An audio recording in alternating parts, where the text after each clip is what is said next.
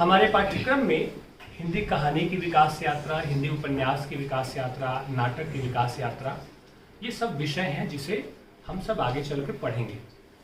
लेकिन कहानी की विकास यात्रा और उपन्यास की विकास यात्रा पे आने से पहले हमें ये समझ लेना जरूरी है कि कहानी है क्या, उपन्यास है क्या, दोनों का परिचय प्राप्त कर लेना और दोनों में समानता और अंतर क्या है। कैसे आप समझेंगे, आपसे अगर प्रश्न पूछ दिया जाए तो आप कैसे उत्तर देंगे कि कहानी उपन्यास से कैसे अलग है या उपन्यास कहानी से कैसे अलग है। क्योंकि आपके मन में ये बात तो आती ही होगी ना कि कहानी में भी कहानी ही होती है और उपन्यास में भी कहानी ही होती है, तो फर्क क्या रहा। तो हम बहुत सलीके से दोनों में जो समानता है और दोनों में जो अंतर है उसे हम समझेंगे और दोनों का परिचय प्राप्त करेंगे। ठीक है प्यारे बच्चे, तो जहां तक सबसे पहले अगर आप कहानी की बात करें, कहानी क्या है, एक कथात्मक गद्य की विधा है। हालांकि उपन्यास भी गद्य की एक विधा है, तो कहानी कथात्मक गद्य की एक ऐसी विधा है जिसमें कथा का एक ढांचा होता है, कुछ पात्र होते हैं, कुछ घटनाएं होती हैं और जिसका आकार बहुत संक्षिप्त होता है उसे हम प्रायः कहानी कह देते हैं। जबकि उपन्यास कहानी से विस्तृत होता है। उपन्यास दो शब्दों से मिलकर बना है, उप और न्यास। उप का अर्थ होता है निकट, नजदीक, और न्यास का अर्थ होता है थाती या अमानत।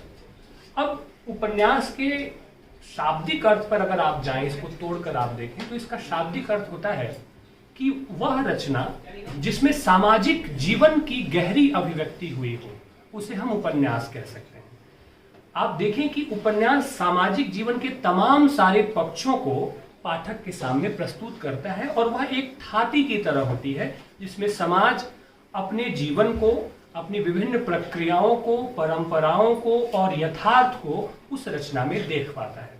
तो इस अर्थ में उपन्यास वृहत होता है और कहानी छोटी होती है। अब आपके मन में एक सवाल आ रहा होगा कि कहानी के लिए एक शब्द का प्रयोग किया जाता है, कथा। तो कथा और कहानी में क्या अंतर है, आप इसको कोई बताएगा? कथा क्या है और कहानी क्या है? देखिए, कथा जो है वह मूलतः प्रेरणास्पद होती है, उससे कोई शिक्षा निकल करके आती है, कोई आदर्श की बात, कोई मूल्य की बात, कोई संस्कार की बात।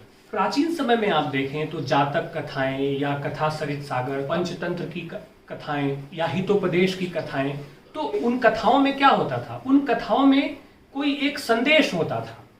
जिस कथा को सुनने के बाद जो कथा हमें सुना रहा होता था वह हमसे पूछता था कि क्या सीखा आपने, तो आप या हम या कोई उत्तर देता था कि इस कथा का मोरल ऑफ द स्टोरी, समझ रहे ना, इस कथा का उद्देश्य यह है, इस कथा से हमने यह सीखा। कछुआ और खरगोश की कहानी सुनिए ना, नहीं ना, कछुआ और खरगोश की कहानी, तो सुनने के बाद पूछा जाता है ना कि क्या सीखा।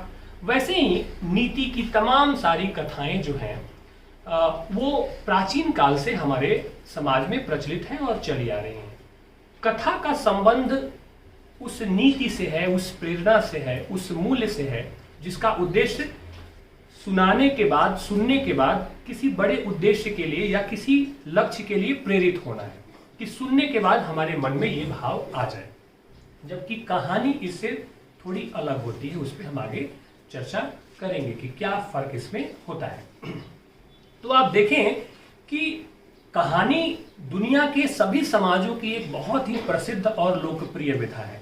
दुनिया के जितने भी सभ्य और विकसित समाज हैं उन सब में कहानियों का एक पुराना अपना इतिहास रहा है।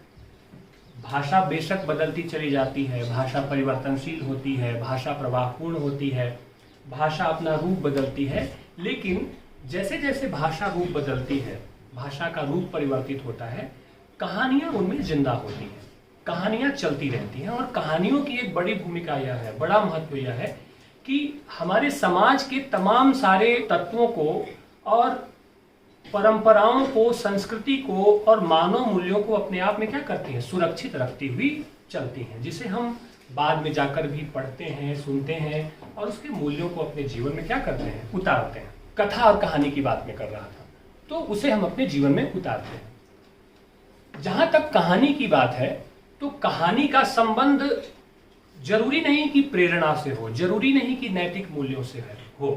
कहानी समाज के यथार्थ को प्रस्तुत करती है। जीवन के यथार्थ को प्रस्तुत करती है।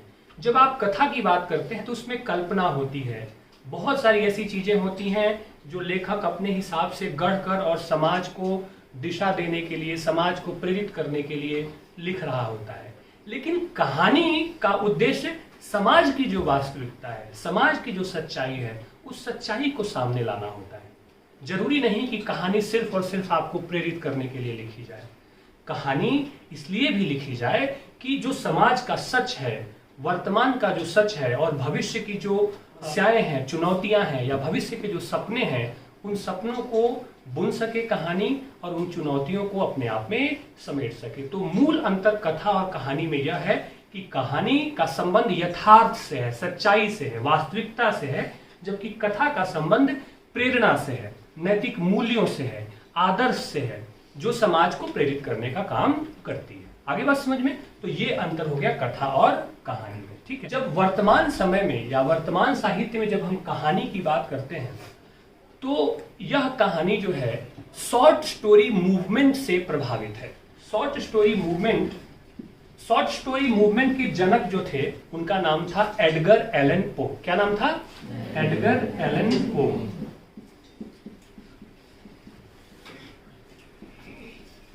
एडगर एलन पो अमेरिका से थे, ठीक है, अमेरिका के निवासी थे और इन्हें शॉर्ट स्टोरी मूवमेंट का जनक कहा जाता है।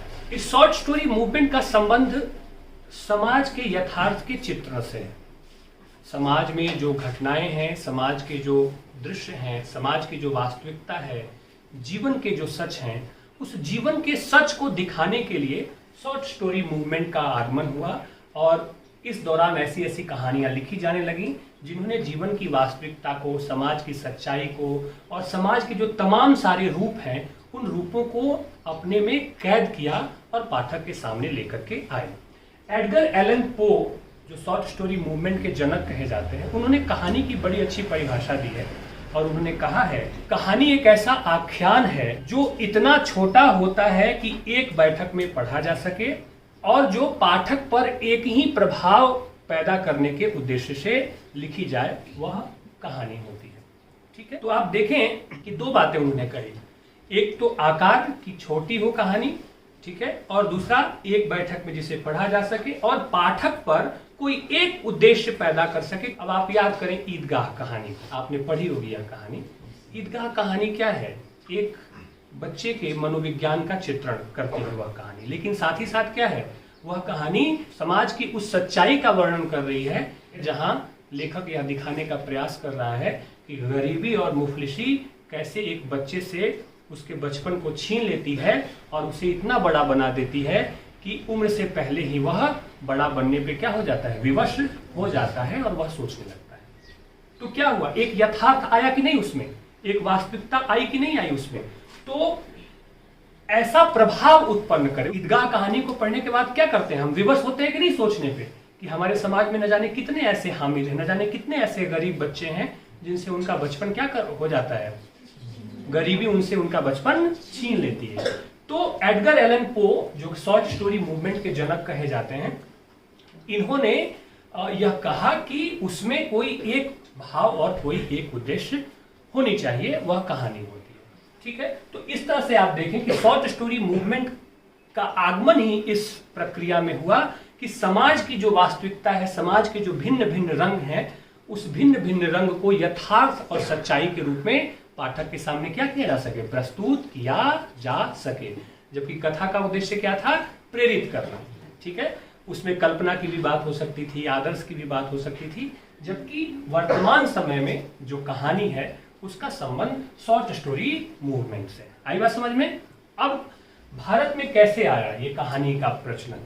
तो आप सब जानते हैं कि जितनी भी गद्य विधाएं हैं, उन गद्य विधाओं का आगमन कब हुआ, आधुनिक काल में हुआ। और आप सब नवजागरण की प्रक्रिया से परिचित हैं। अंग्रेज जब भारत में आए तो भारत की संस्कृति और अंग्रेजी संस्कृति का आपसी तालमेल हुआ, संघर्ष हुआ, तो हमने उनसे कुछ चीज़ें सीखी, उन्होंने हमसे कुछ चीज़ें सीखी। तो इस प्रक्रिया में जब अंग्रेज भारत आए तो ज्ञान विज्ञान की तमाम सारी प्रवृत्तियों से हम भारत के लोग उनसे क्या हो सके, परिचित हो सके। और वो जो साहित्यिक प्रवृत्तियां थी जो शॉर्ट स्टोरी मूवमेंट से प्रभावित थी, वो भारत में भी आई। ये जो कहानियां थी, अंग्रेजों की जो कहानियां थी, वो पश्चिमी देशों के यथार्थवाद से प्रभावित थी। ठीक है, जिसकी बात मैं अभी शॉर्ट स्टोरी मूवमेंट में कर रहा था, एडगर एलन पो की बात, जिसमें मैं कर रहा था कि समाज के रूपों का चित्रण जहाँ पे होता था, सच्चाई का चित्रण जहाँ पे होता था, तो ये कहानियां उनसे प्रभावित थी। तो उस प्रक्रिया में भारत के लोगों ने भी, भारतीय साहित्यकारों ने भी यथार्थवाद की तरफ उन्मुख होते हुए कहानियों का लेखन प्रारंभ किया और कहानी विधा का आगमन भारत में हुआ। आगे बात समझ में? तो इस तरह से आप देखें कि अंग्रेजों के आगमन के फलस्वरूप नवजागरण की प्रक्रिया में जो साहित्यिक प्रवृत्तियां आई थी, उन साहित्यिक प्रवृत्तियों के फलस्वरूप भारत में कहानी लेखन की प्रक्रिया का आरंभ होता है। वैसे भी गद्य लेखन की शुरुआत आधुनिक काल में ही होती है। ठीक है, इस दौरान जो पश्चिमी यथार्थवाद था, पश्चिमी यथार्थवाद कल्पना और आदर्शवाद से दूरी रखता था और सच्चाई को प्रस्तुत करने में विश्वास रखता था। और इसी प्रक्रिया में भारतीय कहानियां भी लिखी जाने लगी, भारत में कहानियां लिखी जाने लगी, जिनका उद्देश्य आदर्शवाद से थोड़ी दूरी बनाकर समाज के वास्तविक रूप को प्रस्तुत करना था। आगे बात समझ में स्पष्ट है ना? तो ये कहानी और उपन्यास का परिचय हुआ। जहां तक उपन्यास जो है वो 18वीं शताब्दी में पश्चिमी देशों में लिखा जाने लगा था और भारत में इसका आगमन 19वीं शताब्दी में हुआ, जब आधुनिक काल का आगमन हुआ था। तो ये तो सामान्य मोटे तौर पे एक परिचय हो गया कहानी और उपन्यास का। अब हम समझ लेते हैं कि कहानी और उपन्यास में समानता क्या है और दोनों में अंतर क्या है। ठीक है, पहले समानता की बात कर लेते हैं। पहली समानता तो यह है कि कहानी और उपन्यास दोनों ही क्या है? गद्य की विधाएं हैं। ठीक है, और दोनों में कथात्मक ढांचा होता है। कहानी में भी कथा का ढांचा है और उपन्यास में भी कथा का ढांचा होता है। दूसरी महत्वपूर्ण समानता यह है कि कहानी और उपन्यास के जो तत्व होते हैं वो एक ही हैं। दोनों के तत्व एक ही होते हैं। क्या क्या तत्व हैं कहानी और उपन्यास के? पहला तत्व है कथानक, दूसरा है चरित्र चित्रण, तीसरा है देश काल और वातावरण, चौथा है भाषा शैली, पांचवा है संवाद और छठा है उद्देश्य। ठीक है, तो ये 6 तत्व होते हैं कहानी के भी, और यही 6 तत्व किसके होते हैं? उपन्यास के भी। मैं अगली क्लास में विस्तार से इन 6 तत्वों पे बात करूंगा कि कथानक क्या है, देश काल और वातावरण क्या है, चरित्र चित्रण क्या है, इस पे हम बातचीत करेंगे। अब ये जो तत्व हैं, इन तत्वों की समानता के आधार पर बहुत सारे विद्वानों का ये मानना है कि दोनों में कोई अंतर है ही नहीं, दोनों एक ही हैं। ठीक है, उनका यह कहना है कि कहानी लघु होती है और उपन्यास बड़ा होता है, सिर्फ इसके अलावा और कोई अंतर नहीं है। किंतु यह सच है कि दोनों विधाएं बिल्कुल अलग अलग हैं, दोनों की प्रकृति अलग है, दोनों के मिजाज अलग हैं और दोनों की रचना की जो प्रक्रिया है वह अलग अलग होती है। प्रेमचंद जैसे बड़े कहानी और उपन्यास लेखक ने भी दोनों में स्पष्ट अंतर बताया है। गुलाब राय ने भी दोनों के अंतर को स्पष्ट किया है। तो प्रेमचंद का यह कहना था, प्रेमचंद ने इस संबंध में बहुत स्पष्ट तौर पे कहा है कि उनका मानना था कि कहानी एक ऐसी रचना है जिसमें जीवन के किसी एक अंग या किसी एक मनोभाव को प्रदर्शित किया जाता है, और जबकि उपन्यास में मानव जीवन के समस्त मनोभावों को क्या किया जाता है? चित्रित किया जाता है। तो इस प्रकार आप देखें कि उनका कहना था कि उपन्यास मानव जीवन के बृहद रूपों को चित्रित करता है, जबकि कहानी किसी एक भाव या किसी एक प्रसंग को लेकर के आगे बढ़ती है। उन्होंने बहुत सरल उदाहरण देते हुए कहा कि कहानी गमले में लगे एक पौधे की तरह है जिसका माधुर्य समुन्नत रूप में हमारे सामने प्रस्तुत होता है, जबकि उपन्यास क्या है? उपन्यास एक बगीचे की तरह है, एक उद्यान की तरह है, जिसमें तमाम तरह के फूल क्या होते हैं? खिले होते हैं। तो इस तरह से आप देखें कि उपन्यास में सामाजिक जीवन का वृहद संसार उपस्थित होता है, जबकि कहानी जीवन के किसी एक प्रसंग या किसी एक भाग को लेकर के आगे बढ़ती है। तो पहला अंतर तो यह हो गया कि कहानी जीवन के किसी एक प्रसंग को लेकर के रची जाती है, जबकि उपन्यास क्या होता है? उसमें जीवन के तमाम सारे प्रसंग, जीवन के तमाम सारे रूप रंग क्या होते हैं? उपस्थित होते हैं। पहला अंतर हो गया। दूसरा अंतर क्या है कि कहानी प्रायः भाव प्रधान होती है। चूंकि आकार में वह छोटी होती है, किसी एक उद्देश्य को लेकर के ही कहानी लिखी गई है या किसी एक भाव को लेकर के कहानी लिखी गई है, तो वह भाव प्रधान होती है, अनिवार्य रूप से भाव प्रधान होती है। इसका मतलब यह नहीं कि उपन्यास भाव प्रधान नहीं होता है, उपन्यास भी भाव प्रधान होता है, लेकिन उसमें बहुत सारे भावों की अभिव्यक्ति होती है, बहुत सारे दृश्य, बहुत सारे पात्र उपस्थित होते हैं, बहुत सारी घटनाएं होती हैं। इसीलिए उपन्यास में कोई एक भाव प्रधान हो यह आवश्यक नहीं होता है, जबकि कहानी में अनिवार्य रूप से किसी एक भाव की प्रधानता होती है। आया अंतर समझ में? ठीक है। तीसरा अंतर है कि उपन्यास की गति धीमी होती है जबकि कहानी की तीव्र होती है। गति से मेरा मतलब यह है कि उपन्यासकार जब उपन्यास लिखता है तो वर्णन में वह विस्तार करता है, वर्णन का विस्तार वहां मिलता है, किसी एक पात्र के तमाम सारे गुणों को वह बताएगा, परिवेश की व्याख्या करेगा, जबकि कहानीकार के पास यह अवकाश नहीं होता है। इसीलिए वह सीधी बात, जितनी जरूरत की बात हो उतनी ही बात वह कहता है। इसे ठीक ऐसे उदाहरण से समझें कि अगर कोई पेड़ है, उस पेड़ का जिक्र कहानी में करना है तो कहानीकार सीधे पेड़ की बात करेगा, जबकि उपन्यासकार पेड़ के आसपास के पहाड़ों की भी बात कर सकता है, नदियों की भी बात कर सकता है, तालाबों की भी बात कर सकता है। तो वहां विस्तार की गुंजाइश होती है, उपन्यास में विस्तार होता है, इसलिए उसकी गति धीमी होती है। कहानी में विस्तार कम होता है, इसलिए उसकी गति क्या होती है? तीव्र होती है। आई बात समझ में? गणपति चंद्र गुप्त एक बड़े आलोचक हुए, उन्होंने कहानी और उपन्यास की तुलना करते हुए कहा कि कहानी ऐसी है कि किसी जहाज में बैठा हुआ यात्री, और उपन्यास ऐसा कि किसी बैलगाड़ी में बैठा हुआ यात्री जो आराम से ठहर ठहर के चलता है। और कहानी में क्या है? हवाई जहाज में बैठे और तुरंत लैंड कर गए। तो मतलब उनका यह था कि यह बता पाना कि कहानी में विस्तार की गुंजाइश कम होती है उपन्यास की तुलना। आगे बात समझ में?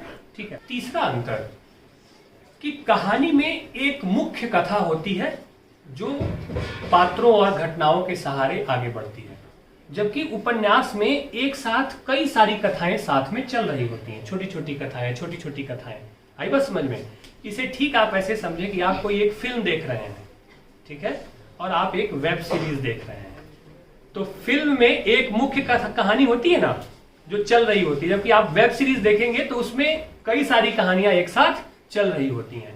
तो उपन्यास एक वेब सीरीज की तरह है, जबकि कहानी क्या है? एक फिल्म की तरह है। अगला अंतर यह है कि उपन्यास में पात्रों की संख्या अधिक होती है, जबकि कहानी में पात्रों की संख्या कम होती है। संक्षेप में होती है कहानी, छोटी होती है, तो वहां बहुत से पात्रों की गुंजाइश नहीं होती है, जबकि उपन्यास में बहुत सारे पात्र मिलते हैं। अगला अंतर यह है कि उपन्यास में चरित्र जो होते हैं, कैरेक्टर्स जो होते हैं, उनका विस्तार से वर्णन करता है उपन्यासकार, क्योंकि अलग अलग परिस्थितियों में उन अलग अलग चरित्रों की जो भूमिका होती है उसे रेखांकित करता हुआ उपन्यासकार आगे बढ़ता है, क्योंकि वहां विस्तार बहुत होता है। जबकि कहानी में जो चरित्र होता है उसको बहुत अधिक विस्तार कहानीकार नहीं दे पाता है, वह किसी एक भाव और उद्देश्य को लेकर के आगे बढ़ता है। ठीक है। तो कहानी में पात्रों के व्यक्तित्व को बहुत विस्तार से उभारने का मौका कहानीकार के पास नहीं होता है, जबकि उपन्यास में यह मौका लेखक के पास उपलब्ध होता है। उपन्यास में देश काल और वातावरण का गहराई से चित्रण मिलता है, जबकि कहानी में यह बहुत संक्षिप्त होता है। देश काल और वातावरण से मतलब उस पूरे परिवेश से, उस पूरे सामाजिक जीवन से, जिस सामाजिक जीवन में वह उपन्यास बन रहा है या तैयार हो रहा है, या जिस सामाजिक जीवन या जिस सामाजिक परिवेश या व्यक्तिगत जीवन या अगर किसी एक व्यक्ति पर लिखा गया उपन्यास है तो उसमें संपूर्ण विस्तार की गुंजाइश होती है। उस व्यक्ति का जीवन या जो सामाजिक जीवन उस उपन्यास में आ रहा है, उसके तमाम सारे जो रूप रंग हैं, उस देश काल और वातावरण की जो परिस्थिति है, उन परिस्थितियों का विस्तार से चित्रण उपन्यासकार अपने उपन्यास में करता है, जबकि कहानी में इसकी गुंजाइश बहुत कम होती है। और आखिरी अंतर यह है कि उपन्यास बड़ा होता है और कहानी छोटी होती है। आई बात समझ में? हाँ, तो उपन्यास बड़ा होता है और कहानी छोटी होती है। तो मूलतः ये समानताएं हैं, एक दो समानताएं तत्व के आधार पर और विधा के आधार पर अंतर बहुत अधिक है। तो ये चीजें हमें समझ लेनी चाहिए थी आगे कहानी और उपन्यास के तत्वों पे बात करने से पहले। आगे की क्लास में हम कहानी और उपन्यास के तत्वों पे बात करेंगे और फिर उसके आगे की क्लास में हम हिंदी कहानी की विकास यात्रा पे चर्चा करेंगे कि हिंदी कहानी की विकास यात्रा कहाँ से शुरू होती है और आगे इसकी यात्रा कहाँ तक चलती रहती है। ठीक है प्यारे बच्चों, ठीक है।